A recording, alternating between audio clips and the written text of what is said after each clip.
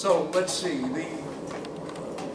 Last week we went through the chapter on Bessel functions, and so the question is, what would you like me to talk about today? We could talk more about Bessel functions or Legendre polynomials, or I could try to tell you something about group theory or general relativity. So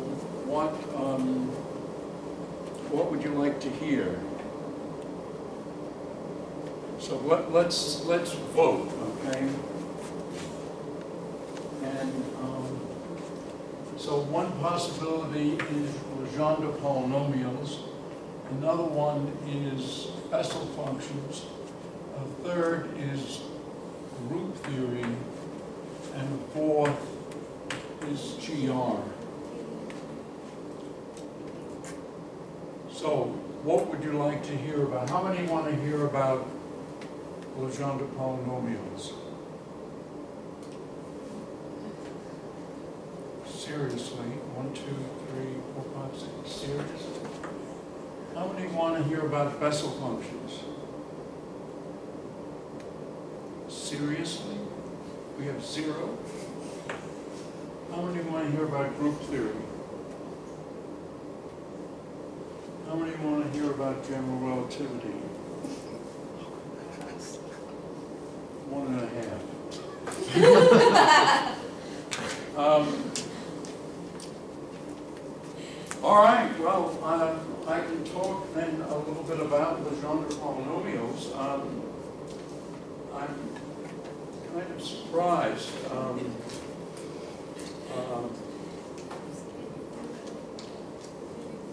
What I imagine I could do is work through some of the solutions to some of the exercises that weren't actually the homework exercises.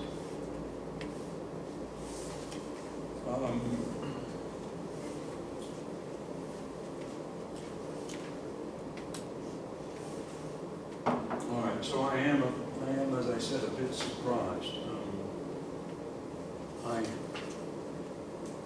I actually thought that there would be a lot of votes for Bessel functions and some interest in more advanced topics.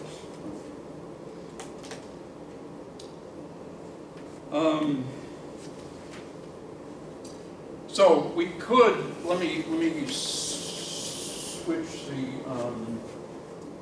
screen back to Legendre polynomials.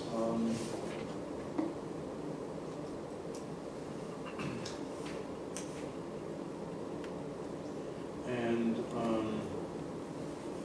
back to the beginning of the Legendre polynomials.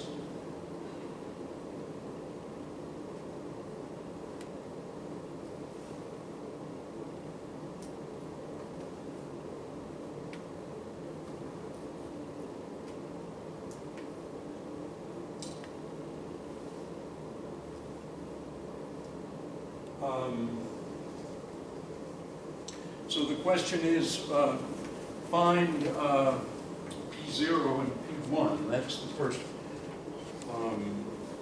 exercise. Now, P0 is just a constant, and the condition is that P0 of 1 should equal 1. So we know what P0 of x is, namely P0 of x is just 1. What about P1?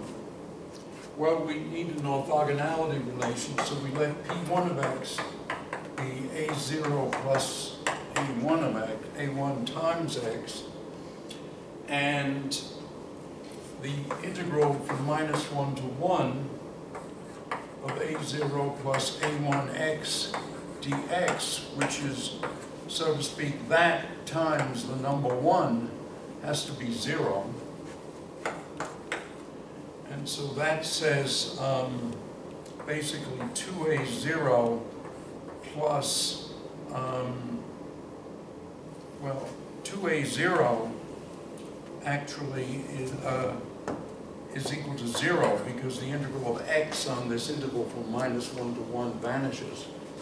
And so this tells us that P1 of x is A1x.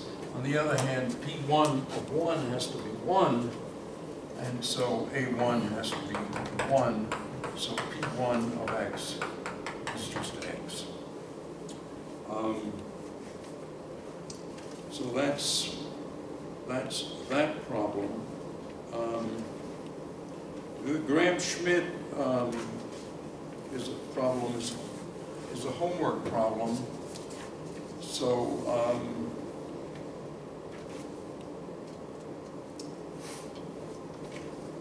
the next problem is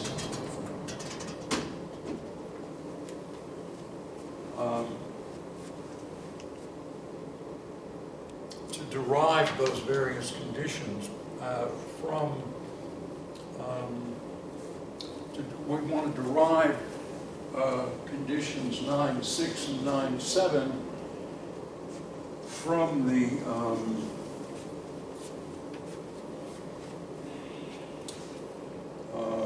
condition of orthogonality, which is first of all -1 to 1, Pn of x, x to the m dx should vanish for m less than n. And the other condition, of course, is that Pn of 1 should equal 1. And if we now say, let Pn of x equal A0 plus A1x plus ... plus An x to the n, then what we have is that 0 is an integral from -1 to 1 of Pn of, well, Pn of x we're going to write as A0 plus A1x plus A2x squared plus ... plus An x to the n, and we multiply that times x to the m dx, and this should vanish for m less than n. And so this is the integral from -1 to 1 of a sum k equals 0 to n of ak x to the k plus m dx, and those integrals, well, we're going from -1 to 1, and so what we get doing the integrals, the integral, of course, of x to the k plus m is x to the k plus m plus 1 over k plus m plus 1. And so what we wind up with is a sum k equals 0 to n, 1 minus -1 to the k plus m plus 1 over k plus m plus 1. So that's the condition 9.6.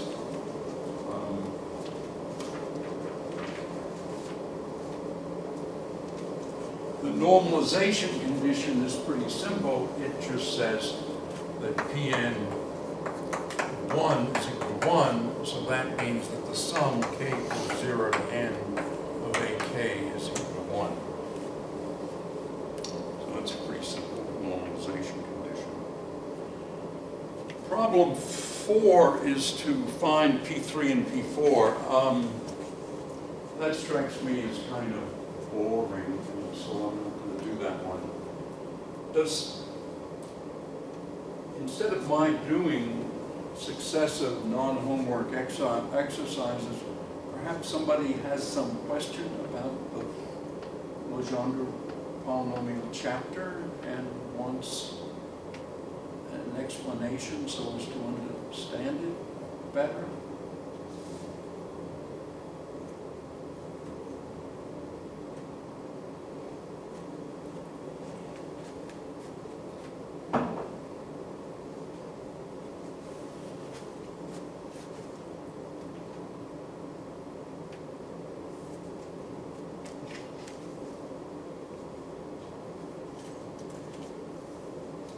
So, all right, here's a question. If everybody understands everything about the chapter on Legendre polynomials, why do you want to talk about it?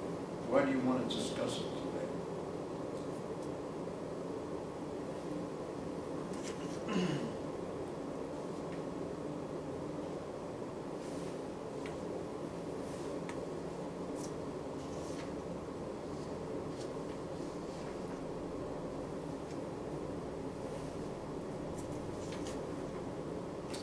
Well, anyway, let's go to number 5.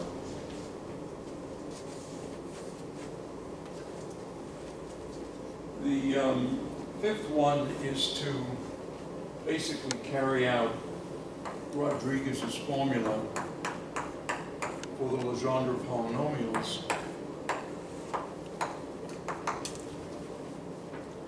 It's the nth derivative of x squared minus 1 to the n over,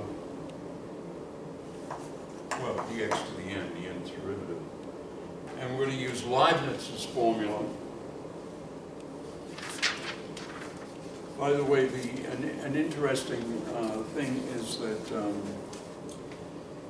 you know, we credit Leibniz and Newton for inventing calculus, and I think most undergraduates get the impression that they figured out what a derivative is and what an integral is and how to differentiate and integrate monomials. But in fact, they went much further than that. And for example, the Leibniz showed that the nth derivative of the product of two functions is the sum of binomial coefficients times the products of various derivatives of the two functions. And so if we apply that to Rodriguez's formula, what we get is, of course, the prefactor, and then we have a sum k equals 0 to n, binomial coefficient, and then we have to differentiate. Well, I'm going to rewrite this as x minus 1 times x plus 1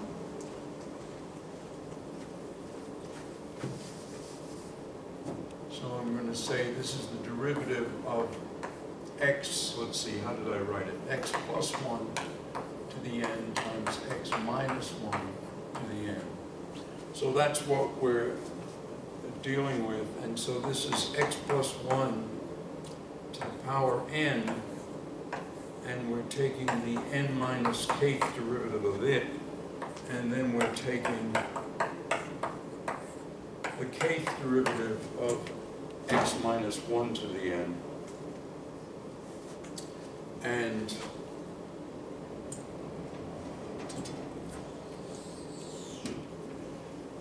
this gives us 1 over 2 to the n factorial, a sum k equals 0 to n and k.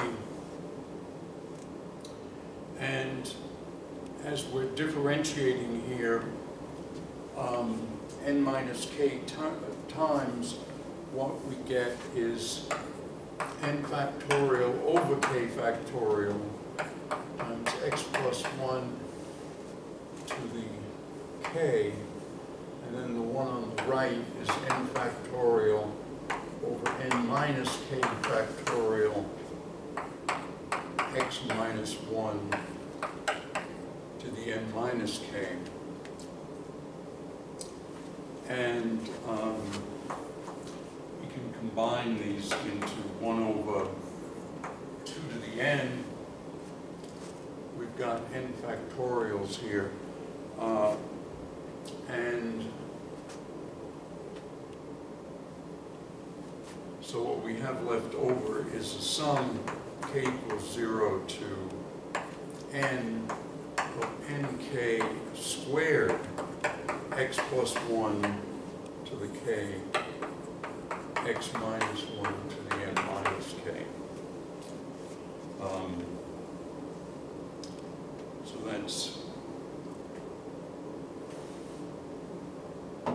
That's exercise 5.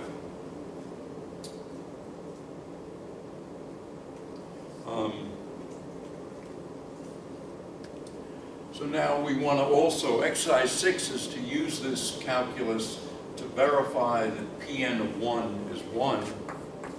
Well, Pn of 1 then would be setting x equal to 1 here. For x equal to 1, this thing is 0 to the power n minus k. That's going to be 0 unless k is equal to n. So the only term that contributes here is the k equal to n term, which is 1 over 2 to the n, nn squared, and then we have x is equal to 1, so this is 2 to the k. And that in fact nn is equal to n factorial over n factorial 0 factorial, so this is just equal to 1. So this is 1 squared. K is actually just n. And so this is just 1. So that's that. Any questions? Or, I mean, if you don't want to say, I don't understand why such and such, you could say, a friend of mine asked me why such and such is true. And I could try to explain that. Remember, you get a candy for asking a question.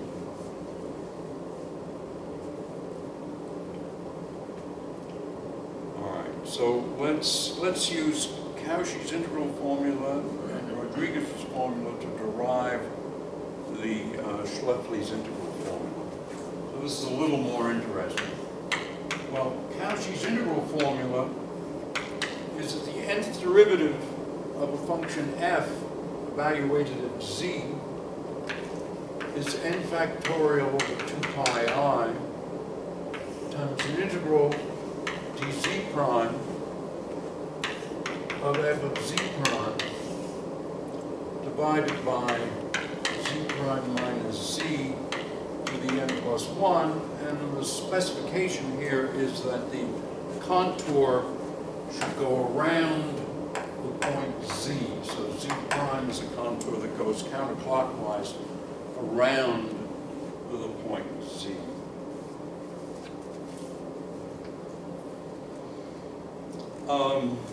Rodriguez's formula then, of course, is written up there on the top, and so what we would get then is that Pn of z is then n factorial over 2 pi I times an integral dz prime,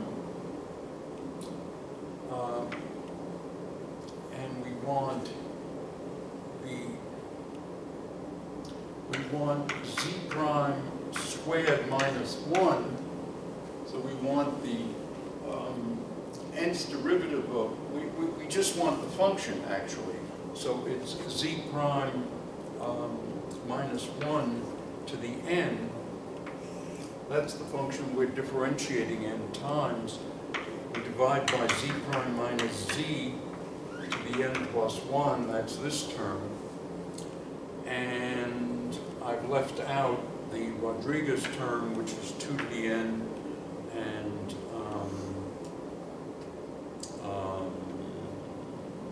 n factorial. So the n factorials cancel, and what we have left then is just 1 over 2 to the n, 2 pi I, integral z prime squared minus 1 power n divided by z prime minus z to the n plus 1 dz prime. So that's the Schläfli integral formula.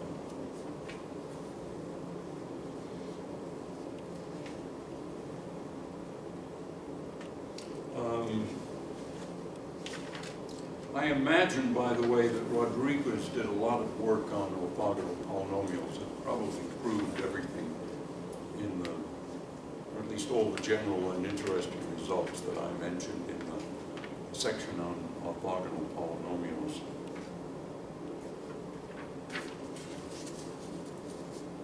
So does anybody have a question?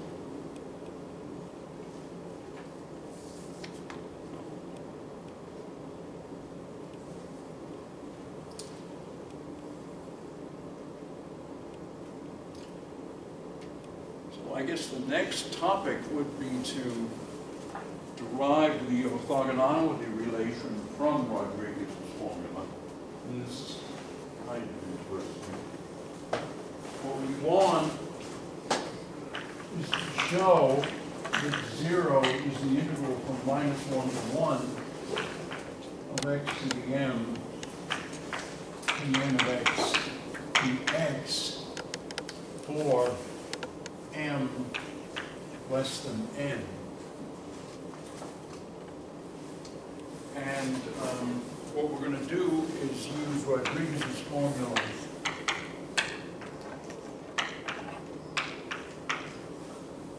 for Pn of x, and so that gives us a 2 to the n factorial on the nth derivative of x squared minus 1 to the n dx. Now this is a heavy-duty integration by parts. What we do is we integrate by parts n times, but n is greater than m. If n is greater than m, and the boundary terms are all 0 because x squared is equal to 1 when x is equal to -1 and when x equals +1. So this is equal to -1 to the n over 2 to the n factorial integral -1 to 1 x squared -1 to the n times the nth derivative of xm. But of course this is 0 if n is greater than m. So this is 0. So that's the end of that exercise.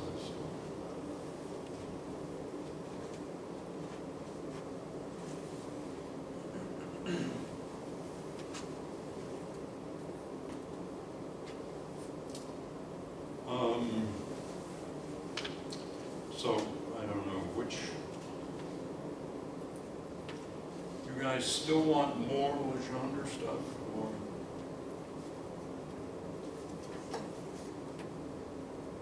Yes.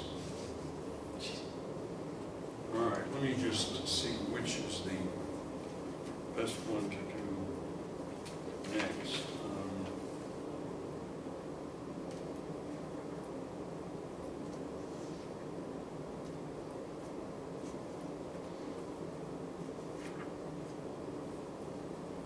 Could you do a problem that involves scalar potential?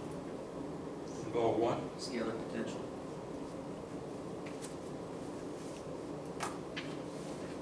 Let me see.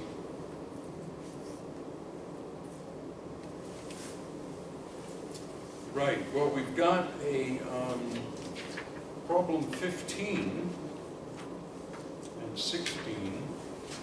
All right, let's do problem 15. This blackboard is not very good, actually. Let me switch to the blackboard that's on the other side of the room. These blackboards are high quality. That's a low quality blackboard. Let me see what this one's like.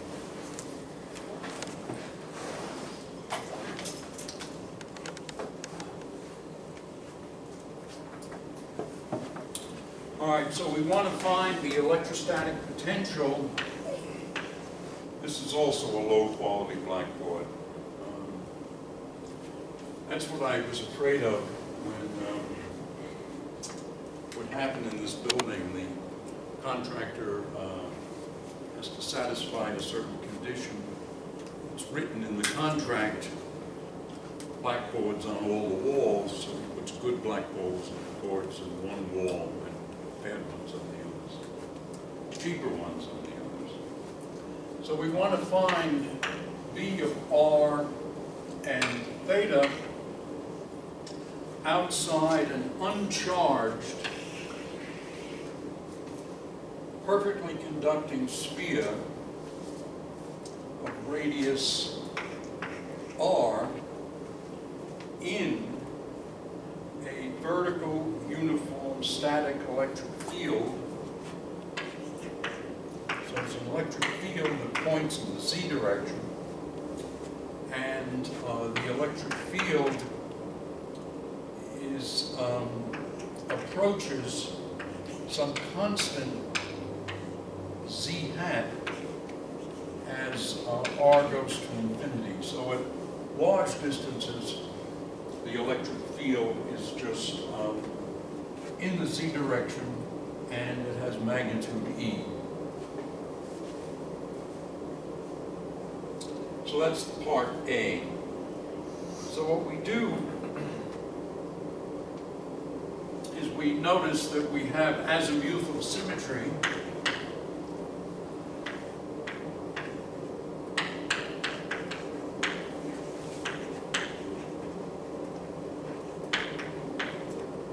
in other words, no dependence upon phi. And since we're dealing with a sphere, we're going to use spherical coordinates.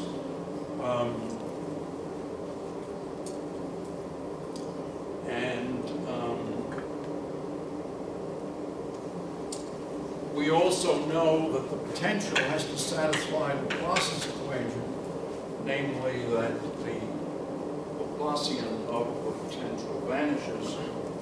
And so we're referring to equation 9.86. Maybe I should display 9.86 on the screen.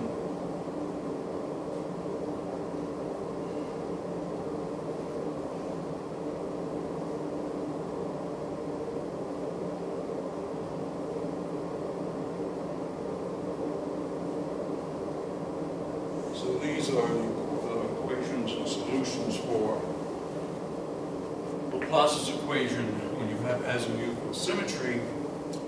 And so we can write V of R and theta as the sum L equals 0 to infinity, and then we have coefficients AL R to the L plus BL R minus L minus 1, and that's all times PL cosine theta. By the way, as I'm sure you've noticed, very often we call cosine theta x. So the independent variable in a Legendre polynomial is often called x, and it's often cosine of the angle theta. And where this is what we're looking at for r greater than r, that's where we have to solve it. That's why these infinite terms can play a role, because the r equals 0 region is not in the problem. We're looking outside the sphere.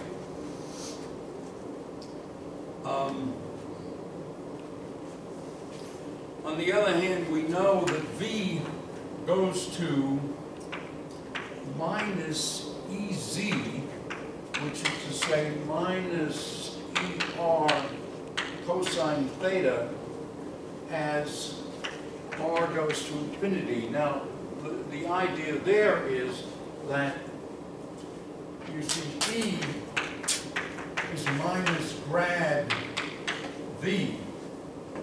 So what we want is that in the z direction, V should go as minus EZ at large distances. And so now what we see here is that this corresponds to P1. This is minus ER P1 of cosine theta, of cosine theta. And so that means that A1, which is just R to the 1, L is equal to 1, and so A1 is equal to minus E.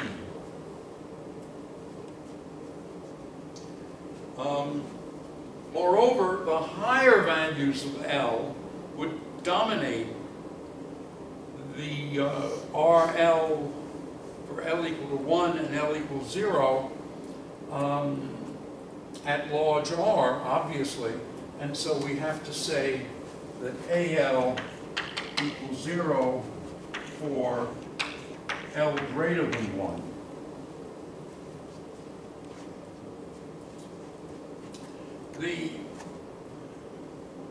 So what we've got so far is we've identified A1, and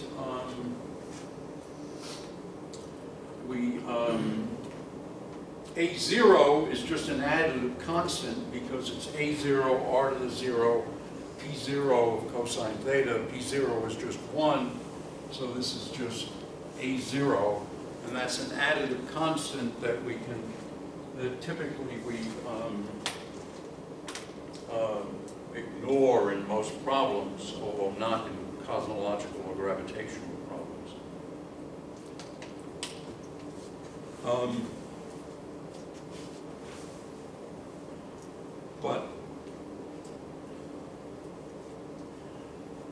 Now we use the fact that the sphere is perfectly conducting, and so that means that electrons in the sphere respond in such a way to counteract any electric field.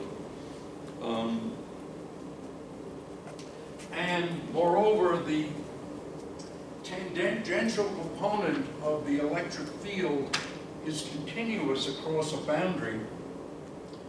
And so what we have then is that E sub theta should be 0 at little r equal to r. On the other hand, E sub theta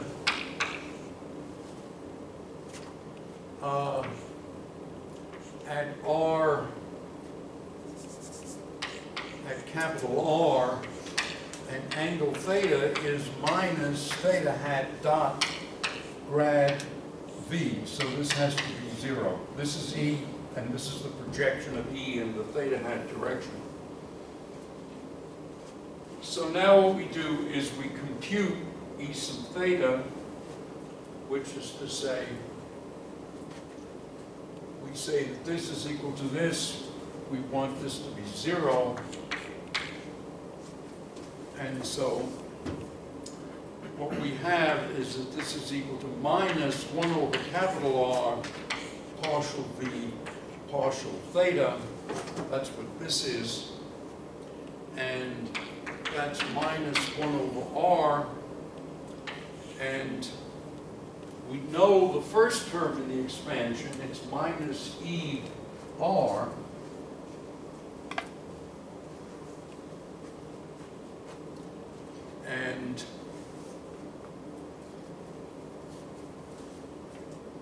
And that's multiplied by cosine theta.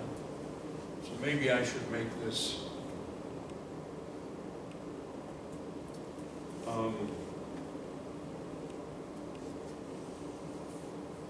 well, I skipped a step here. If we use our formula 2.16 for the gradient in spherical coordinates,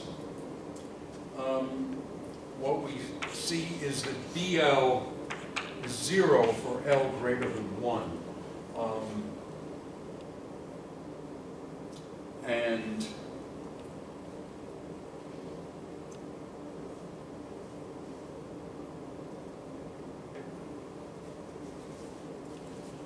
so then what we have here is minus ER plus B1 over R squared, and then the theta derivative changes a cosine into a sine of theta. And that has to vanish, and so that means that B1 is equal to E R cubed. And the other term, B0, corresponds to 1 over R in a potential. So B0 is related to the charge. But we said at the outset that the charge on the sphere was 0. So B0 is equal to 0. And so now we're done. We have V of R and theta is equal to A0, which is arbitrary, minus E R minus R cubed over R squared cosine theta. The R squared is from R to the L plus 1, L equals 1.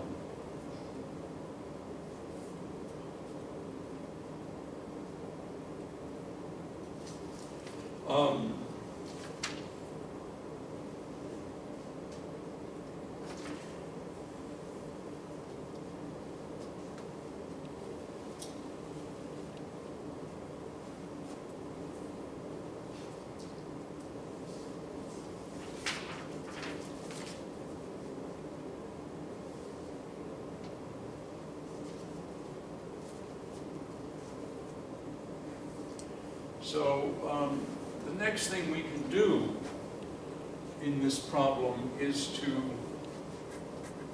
compute the jump, which I call d sub r, across the surface of the sphere. And this is the surface density of free charge. This is the jump in.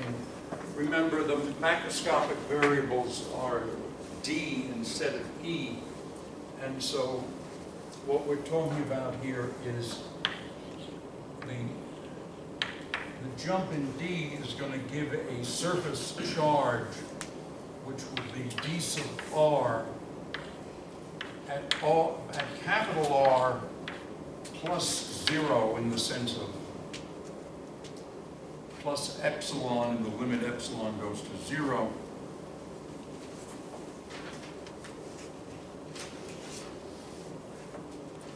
And theta. On the other hand, d inside the conducting sphere is just 0.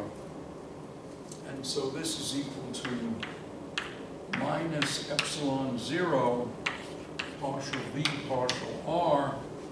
And that gives us 3 epsilon 0 e cosine theta. So that means that the external electric field has polarized the perfectly conducting charge-free sphere.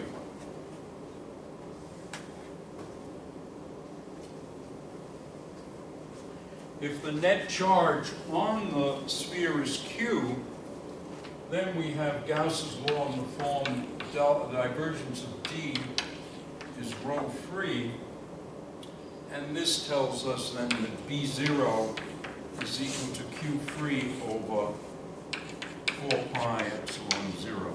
So that's how B0 would change if the sphere has charge Q sub f, free charge.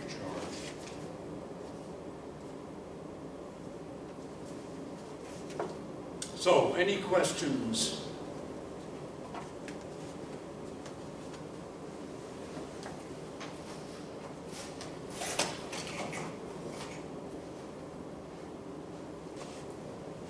You guys still want more Legendre stuff?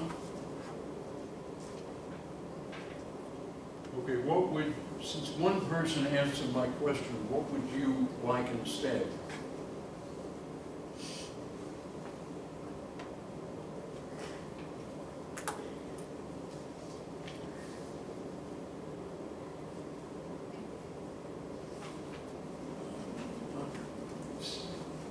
understand. Maybe gender relativity because that is. What? Maybe gender relativity because that is one. Maybe what? Gender relativity. All right, good choice. All right, so I'm going to get you to some GR then. This is basically, since I had no idea what you guys would want to hear about.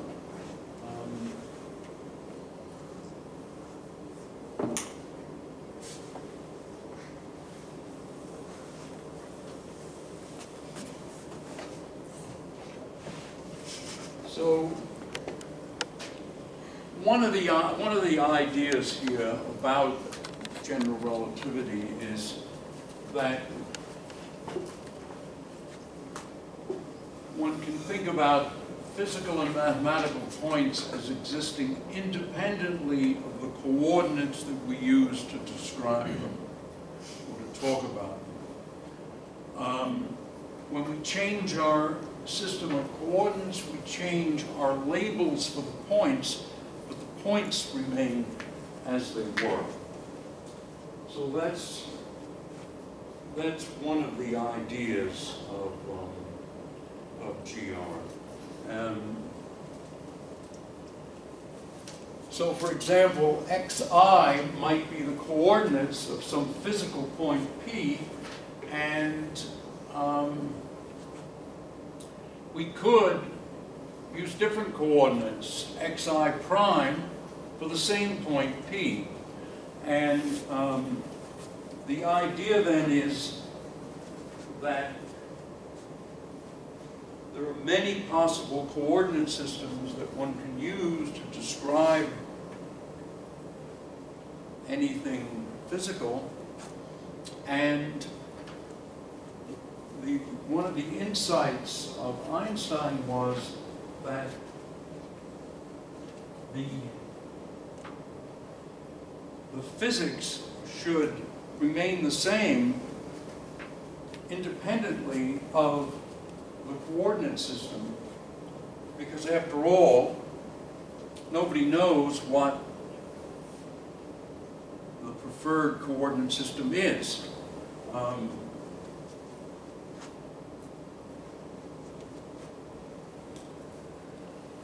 Now,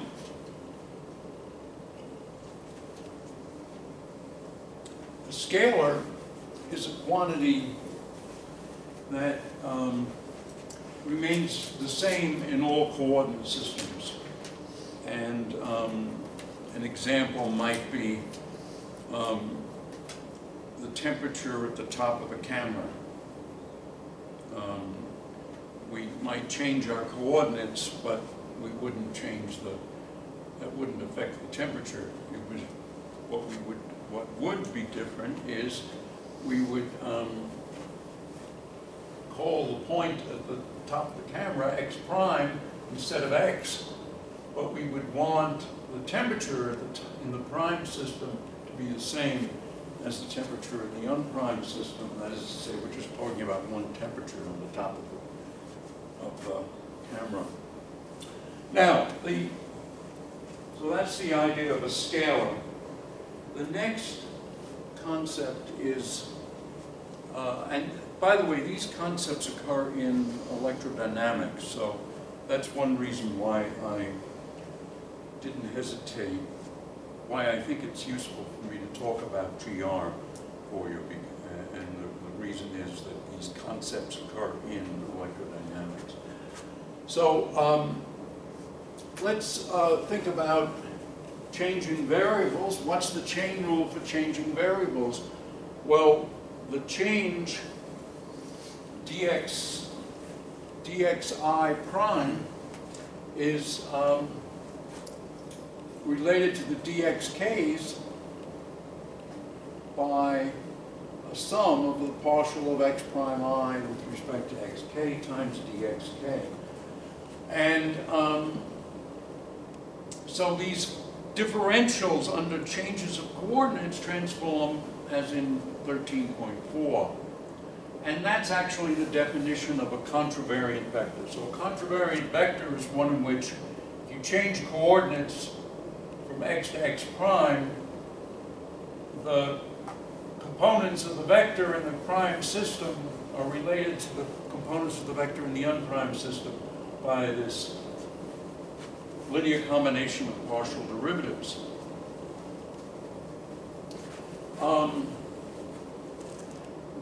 So the A's and the DX's form contravariant vectors. So that's one way that things transform. If you have a contravariant vector field, well, that means that the components A prime I at x prime are related to the components AK at x, where x and x prime represent the same physical point. They're related by these partial derivatives. Covariant vectors inherit the properties of partial derivatives. So the partial derivative with respect to the prime variables are given by a chain rule in terms of partial derivatives for the unprimed vectors. And so these are what we call covariant derivatives, covariant vectors. And so a quantity that transforms like a derivative is a covariant vector. And a covariant vector field would transform that way, namely that if the field in one system of coordinates at point x is ck, then at the same point, but in the prime system of coordinates, ci prime would be given by this linear combination of the ck's. So this is a covariant vector field.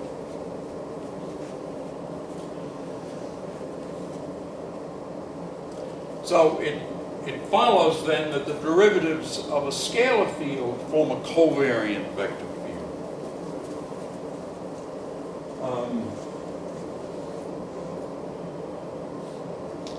Now tensors are just things that transform, things that have several indices and that transform, each index transforming according to a covariant or a contravariant rule. And so you can have something with two covariant indices like FKL, or two contravariant indices like MKL, or a mixed tensor. And the way these transform is given by 1311, namely, if it's a rank 2 covariant tensor, then it transforms that top way. And if it's a rank 2 contravariant tensor, then it transforms like M. And if it's mixed, it transforms like N. And of course, you can have higher, if you have a scalar field and you differentiate it several times, then what you get are higher ranked covariant vectors and tensors. So those are the simplest tensors. Now there's a summation convention that Einstein introduced because he got tired of writing sum symbols, and it's basically if you have a contravariant vector and a covariant vector and you multiply their components and sum, you can leave out the summation symbol and just write it this way. So this is called the summation convention, and the idea is that you sum over repeated indices, whatever the index happens to be.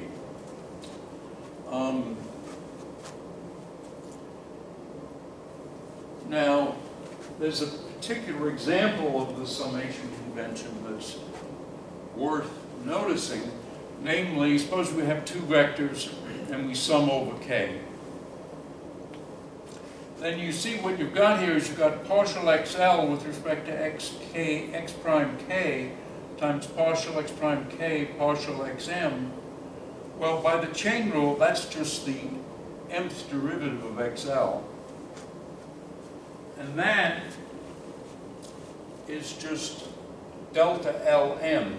By the way, this is the lth component of the vector x, or the lth component of the coordinate x, and this is the mth component of the coordinate x.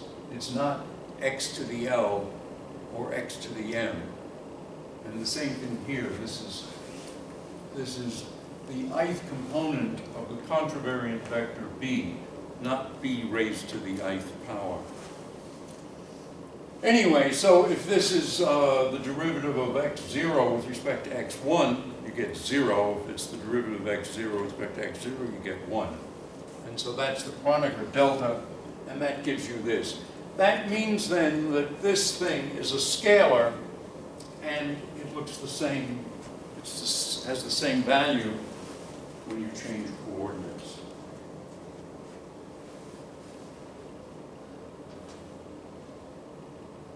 So that the Kronecker delta then is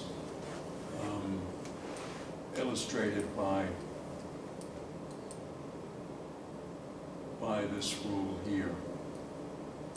It's a pity that we have red lasers that are safe, but they're all weak, and we have green lasers that are bright, but they're dangerous. They're dangerous because of the infrared, not because of the green light.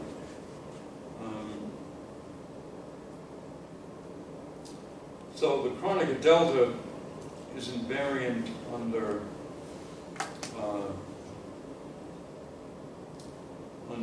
is an invariant tensor. It would transform in this way, and you can see that that just gives you the chain rule and goes back to a Kronecker delta. There are symmetric and anti-symmetric tensors, and that just means that, well, obviously, if you switch the indices, you get a minus sign if it's anti-symmetric. And there's something called the Quotient Theorem, and it's very plausible. And the idea is that, in fact, it's also true, but I don't want to go through a proof of it now. So suppose that B has unknown transformation properties, but that BA, with all tensors A of a given rank and kind, is a tensor. Then B must be a tensor. And so in particular, if here we say that BI, AI is a scalar for all contravariant vectors AI, then you can show that BI is a not simply a tensor, but a covariant vector.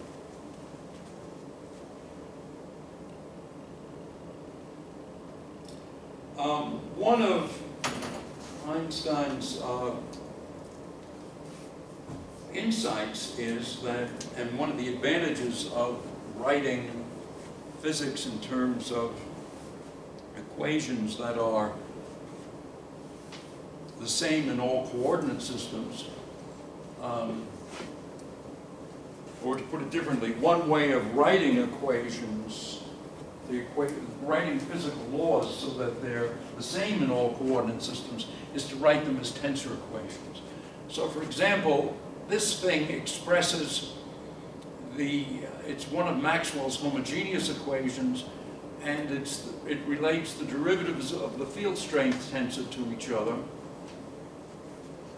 But these are all rank 3 covariant tensors every term.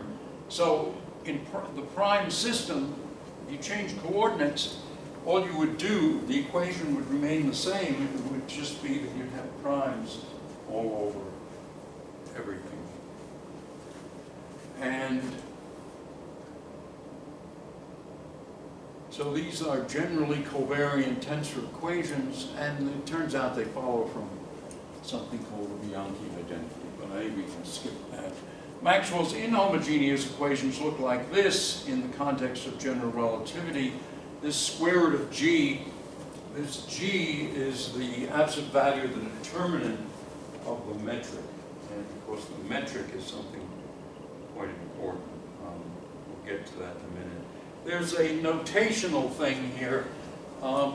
We have lots of notations for derivatives because people don't like to write partial f, straight line, partial theta. It's just too time consuming. One notation is this that I've been using a lot. Another notation that's used a lot in GR is comma theta. I suppose there are other notations, but for example, you can have a double partial derivative of a tensor just by writing TIK and then this comma JL. So that means you have two derivatives there.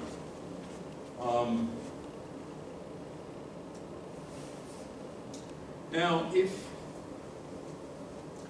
you've got a point in space or space-time with coordinates x, you can think of the point as a scalar in the sense that it's a physical point and you can change your coordinates. You don't really change the point.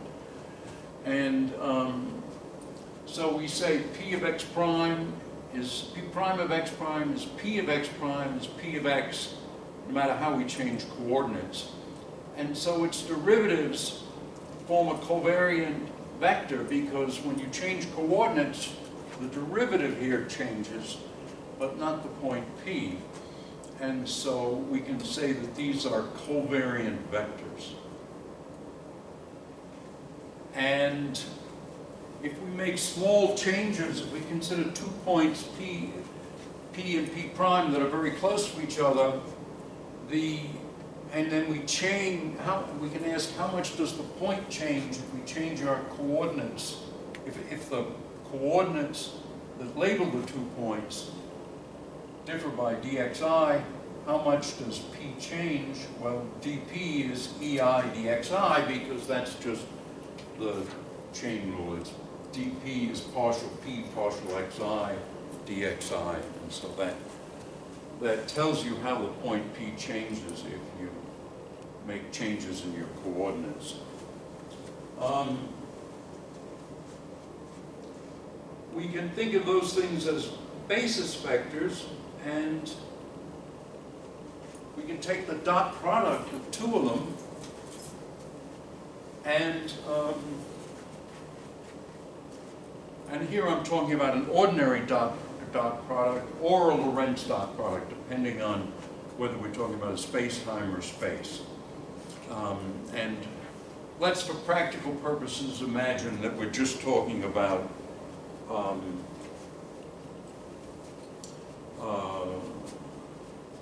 well, no, let me say more generally that this dot depends on what the space is that all right, let me back up. We've got this four-dimensional space-time that we live in, and we use coordinates x0, x1, x2, x3.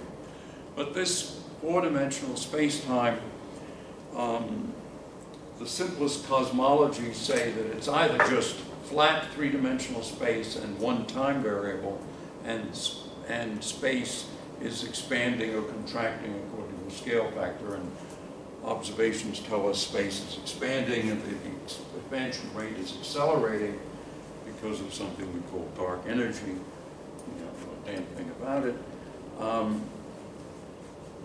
Or it could be, and it's very plausible to say that this three-dimensional space that we know about is actually the surface of a sphere in 4 dimensions. So in other words, that it's curved, and so that as one, I don't remember who it was, Auden or one of the American poets, I think he was American, said that if you had a strong enough telescope and looked out on a really clear night, the strong enough telescope could see the back of your head if our 3 space was actually the surface of a sphere in 4 dimensions. That's either hard or impossible to imagine, but we can imagine the surface of an ordinary sphere in 3 dimensions, and then you see that that's a 2-dimensional space. So if you go up in 1 dimension, instead of a 2-dimensional surface of a 3-dimensional of a sphere in 3 dimensions, we have a 3-dimensional surface of a sphere in 4 dimensions. So it's very possible that that's our actual universe, or the known universe, the observable universe. In any event, it's convenient to embed that in, just as we visualize the surface of a sphere in 3 space very easily. It's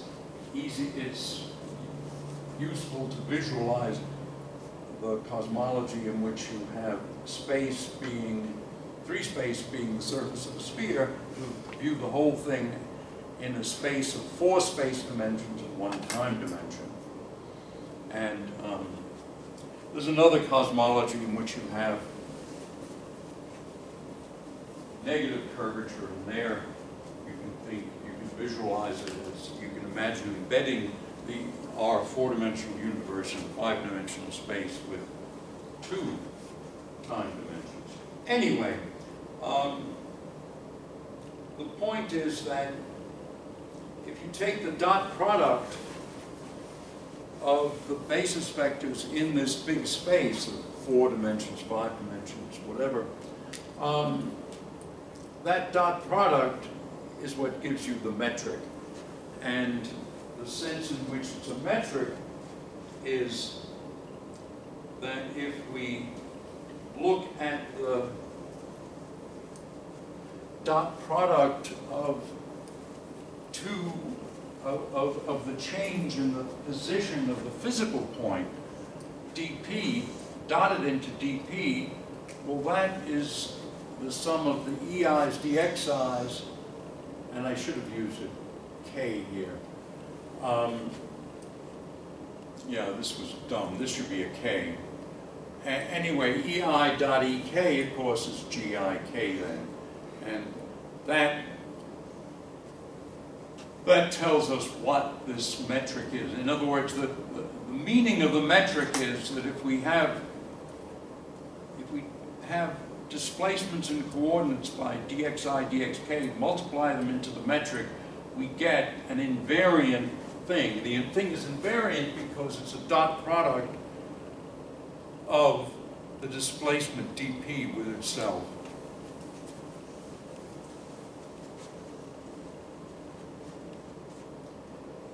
Here's an example of a sphere in 3 space, and another example is perhaps graph paper.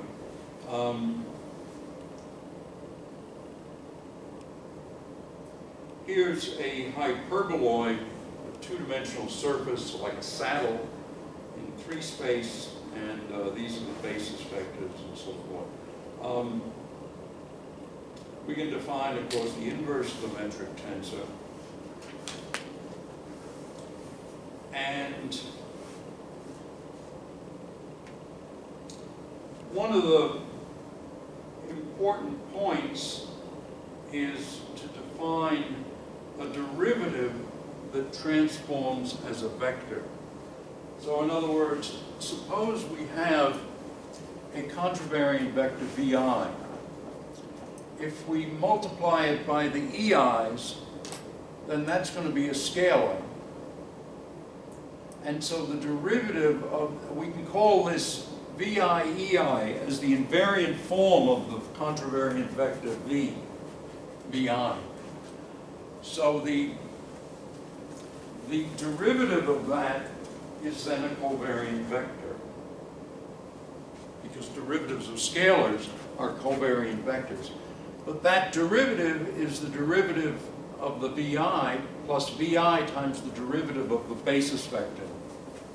And if we take the inner product of that with what's called a contravariant basis vector, in other words, a vector that dotted into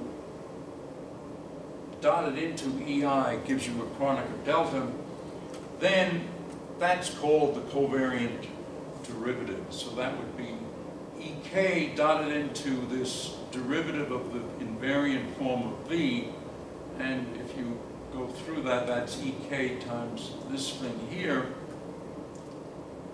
And this part is just a Kronecker delta, so that gives you the ordinary derivative of the kth part plus this dot product here. This dot product is what's called the Christoffel symbol, or Christoffel connection, or affine correction. I don't know. The people who do GR for a living have all sorts of names for these things.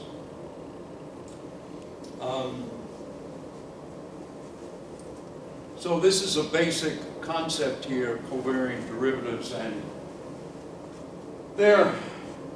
this thing that's called gamma is a connection. It's kind of like the gauge field of electrodynamics. In other words, what you call A mu or AI. The thing whose four-dimensional curl is the Maxwell tensor of E and H, or E and B.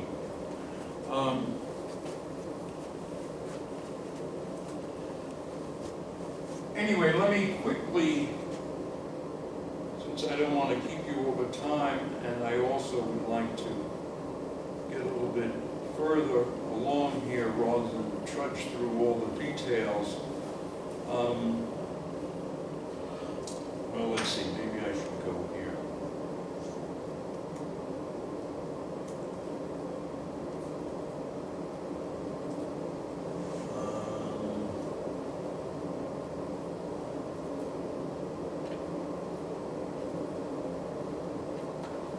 Well, let me just go there. I think this is a little bit too far, so we'll go back.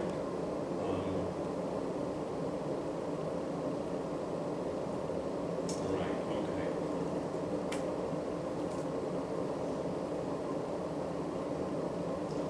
So the focus in cosmology is, of course, spatially symmetric models of the universe, because as far as we know from observation, space looks basically uniform. Space, not space-time. Time, obviously, as time changes, the universe is expanding. And the metrics then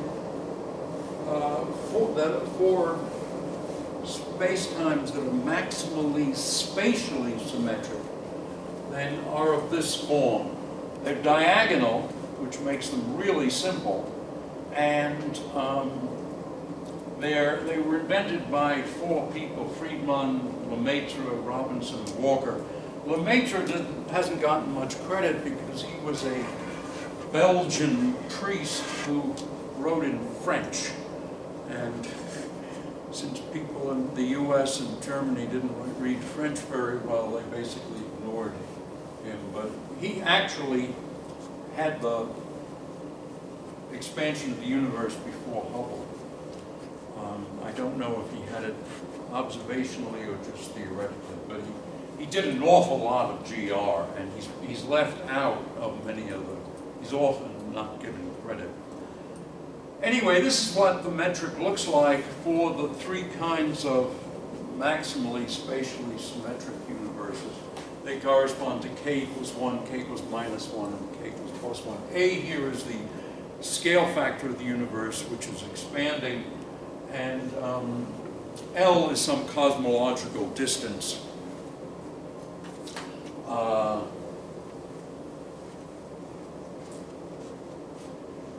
What I think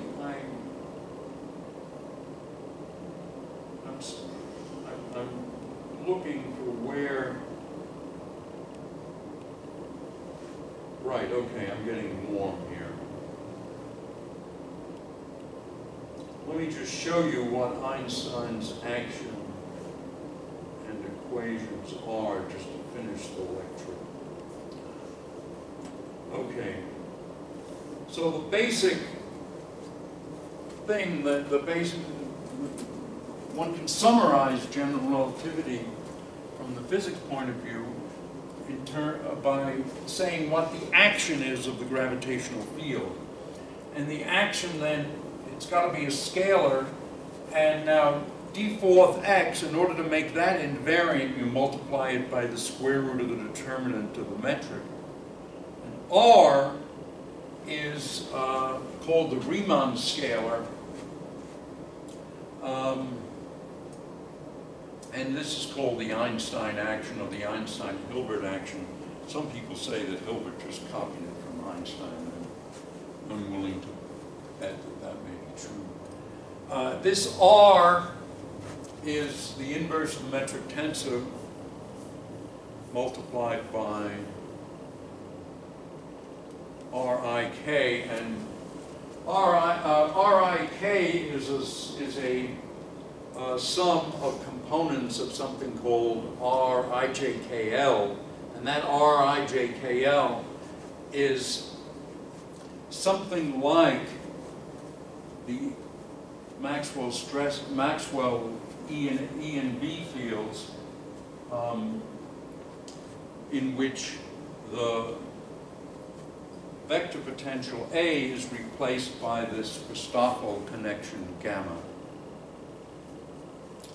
Okay, well, I think we're out of time, and I hope I've given you sort of the flavor of GR. Are there any questions before we quit for the day? All right, let me also ask, what do you want me to talk about on Thursday? All right, send me an email.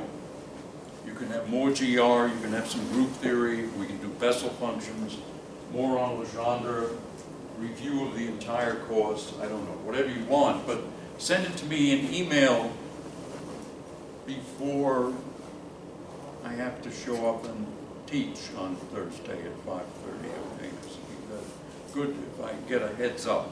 All right, I guess we can. Oh, yes? Will GR be on the final? Will what? GR be on the final? No, I don't think so.